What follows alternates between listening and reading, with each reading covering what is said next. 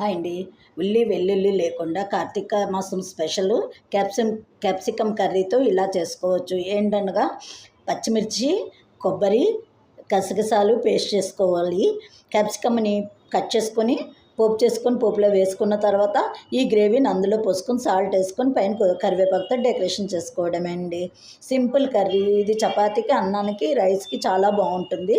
అలాగే గసగసాలు కూడా వేసుకుని గసగసాలు చేసుకోవచ్చు. కొబ్బరి నువ్వుపప్పు కూడా వేసుకుని పేస్ట్ చేసుకోవచ్చు. ఎవరి ఇష్టాన్ని బట్టి వాళ్ళు ఇలా చేసుకోవచ్చు. ఇది మీలో ఎవరికైనా నచ్చితే లైక్ చేయండి, సబ్స్క్రైబ్ చేయండి. నేనైతే టుడే కొబ్బరి, పచ్చిమిర్చి పేస్ట్ చేసుకొని వేసుకున్నాను.